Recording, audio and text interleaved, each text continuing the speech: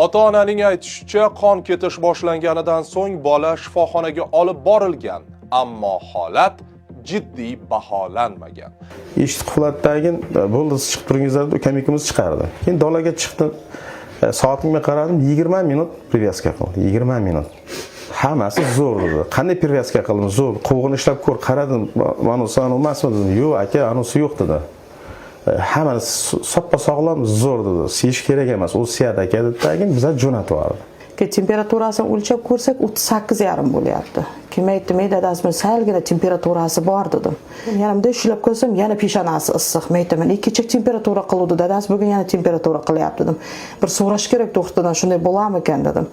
So'raymiz hozir dedi-da, keyin qaynakamga aytganman, yana telefon qilib boyagi shu aziz doktor shundan so'ragan ekan.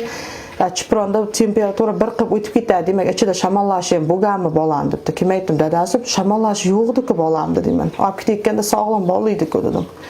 Farzandim Ilhanim mana 4 kun qiynalib yotgan bo'lsa to'shakda, bolam bechora asosda o'z oxir vaqtlar gapirgisam kelmaykandi. Tomog'im ham achyapti deyishga o'tdi-dagin. Bo'ldi, aya gapirmang menga, bo'ldi gapirmang, kulmay ham qo'ydi. Bolamning yuzidan tabassum ham bo'lmay qoldi. Kalasini ko'tarolmay qoldi. Oyog'ini tiklasak yig'likka qoldi. Oyoqda tura olmay qoldi bolajonim. Oxirgi vaqtda ayajon qo'lingizni bering. Ayajon qo'lingizni bering deb qo'limda ushlab yotdi. Ertalabki qaynakam bayrisiga olib ketganda, aya deb qo'limda bunday qilib ushlab ko'rsam, yaxta ekan qo'li.